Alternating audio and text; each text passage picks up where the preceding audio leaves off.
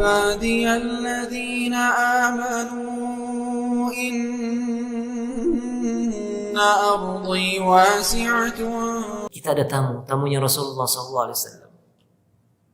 Qalat, la, tidak ada wahai suamiku. Illa qutu sibyani, kecuali makanan untuk anak kita. Kita nggak ada makanan kecuali makanan untuk anak kita. Qal fa'allilihim, buat mereka tidur, buat mereka tenang, nggak usah kasih makan mereka, alihkan perhatian mereka. Baik, sudah, oke, aman anaknya. Fa idza dakhala dayfuna fa'atfi as-siraj wa ari anna na'kulu. Nah, nanti kalau tamu kita datang masuk ke rumah, matikan lampu. Matikan lampu. Dan kesankan kepada tamu kita bahwa kita juga makan. Kita makan seperti dia. Jadi nggak ada makanan di rumah sahabat ini. Hanya tersisa untuk anak-anak. Itu pun kemudian tidak dia dikasih kepada anaknya. Dibuat anaknya sibuk, dialihkan perhatiannya hingga anak-anak itu tidak memikirkan makanan. Kemudian tamu kalau sudah masuk, kata beliau, matikan lampu supaya nggak jelas berapa jumlah makanan yang kita miliki. Fa idza hawa liyakula faqumi ila siraj hatta tudfi'ih. Nanti saat dia akan mulai makan, maka lakukan eksekusi, yaitu matikanlah lampu. Qal faqa'adu wa akalat dayb. Kemudian mereka pun duduk, tamu dan tuan rumah pun duduk. Maka kemudian tamu mulai menikmati makanan itu. Dan seperti yang beliau skenariokan, berjalan dengan bagus. Tamu menikmati makanan itu di tengah kegelapan, seolah-olah tuan rumah juga memiliki makan seperti tamu tersebut. Falamma asbaha, ketika esok harinya, goda ala Rasulillah sallallahu alaihi wasallam. Sahabat ini datang kepada Rasulullah SAW seperti biasa. Faqala, Rasul sallallahu alaihi wasallam mengatakan kepada sahabat ini, qad ajiballahu azza wa jalla min sani'ikuma bidayfikuma al-lailata. Sesungguhnya Allah Subhanahu wa ta'ala telah kagum, begitu kagum kepada apa yang kalian lakukan semalam untuk tamu kalian. Kemudian fanazalat hadhil ayah wa yu'thiruna ala anfusihim walau kana bihim khasasah. Ayat dalam surat Al-Hasyr ayat 9, bahwa para sahabat itu mengutamakan orang lain di atas diri mereka meskipun mereka sendiri membutuhkan.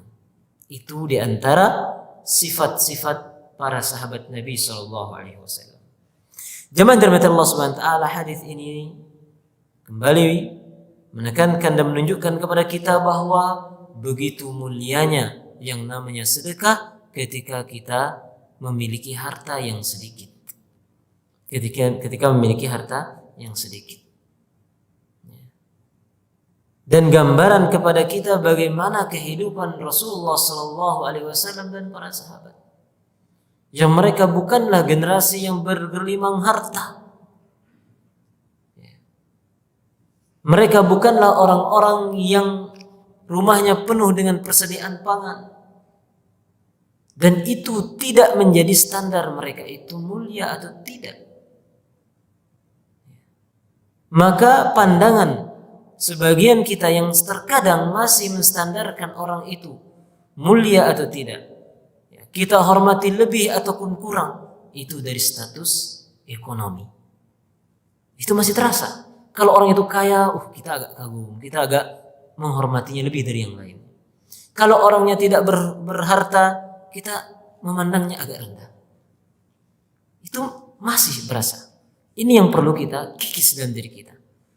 Mulailah kita menghargai orang, melihat kedudukan orang itu berdasarkan apa yang Allah berikan kepada mereka dari kemuliaan.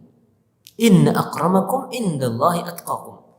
Orang yang paling mulia di sisi Allah adalah orang yang paling takwa. Ini yang menjadi standar kemuliaan. Bukan orang yang paling banyak harta. Bukan orang yang paling bagus parasnya. Buktinya manusia termulia, yaitu Rasulullah SAW, generasi termulia para sahabat Nabi SAW, mereka bukanlah generasi yang paling banyak hartanya. Makanya sahabat-sahabat yang hidup panjang, yang menemukan penaklukan negeri-negeri yang sangat banyak, mereka mengatakan apa?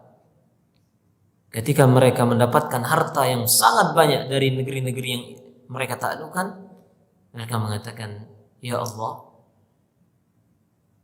Engkau, Rasulmu lebih Engkau cintai.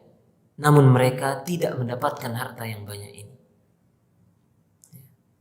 Maka itu menimbulkan kekhawatiran dalam diri mereka. Ketika mereka mendapatkan harta yang banyak ini, padahal manusia termulia tidak Allah berikan kepadanya harta yang banyak ini. Jadi sekali lagi bahwa harta itu tidak menjadi standar mulia dan tidaknya seseorang, tetapi yang menjadi standar adalah takwa di sisi Allah Subhanahu wa taala.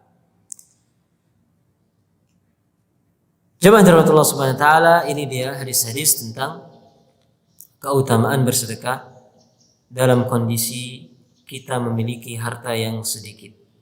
Afdhalus sadaqah al-juhdu al-muqil. Juhdu al-muqil.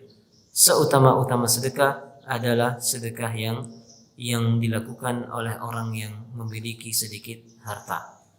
Dengan catatan tadi bahwa bila dia mensedekahkan harta yang sedikit itu tidak menimbulkan mudarat untuk dirinya dan untuk orang yang ada dalam tanggungannya. Kemudian hadis kedua yaitu tentang keutamaan sedekah 1 dirham yang mampu mengalahkan 1000 dirham. 1 rupiah mampu mengalahkan 100.000 rupiah.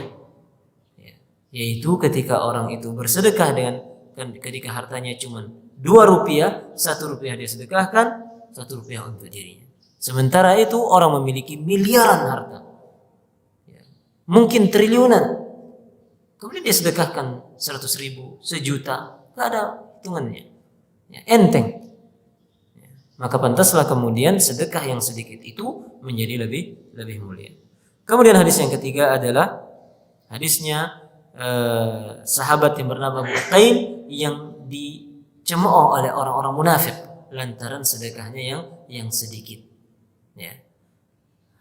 Maka hadis ini menekankan kepada kita jangan pernah meremehkan sedekah yang sedikit, kebaikan yang sedikit. Sebagaimana hadis ini memberikan kepada kita salah satu di antara sifat orang munafik adalah merendahkan kebaikan orang-orang beriman, di mana tidak pernah selamat dari lisannya orang-orang yang berbuat baik.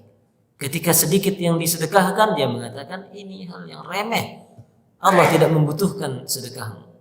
Sebaliknya ketika ada orang yang bersedekah banyak, ia mengatakan bahwa ini orang bersedekah banyak, ini pasti orang ini riya, menginginkan dipuji, ingin dilihat oleh orang banyak. Gak ada yang selamat oleh orang-orang munafik. Kemudian yang terakhir jamaah yaitu cerita sahabat atau Rasulullah SAW yang menjamu tamu.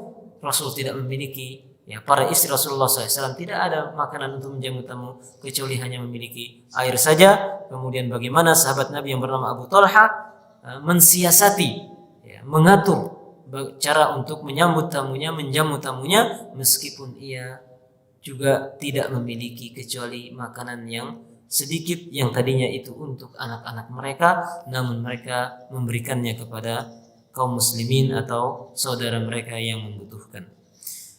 Wallahu ta'ala alam. Demikian jemaah rahmatullah subhanahu wa ta'ala, hadis-hadis yang berhubungan tentang tema juhdu al-mukil, keutamaan bersedekah ketika kita memiliki harta yang sedikit. Semoga apa yang kita sampaikan ini bermanfaat dan kurang lebihnya mohon maaf. Aku lakukan hadza wa astaghfirullah li wa lakum wa akhiru da'wana alhamdulillahirabbil alamin. Assalamualaikum warahmatullahi wabarakatuh. Kullu nafsin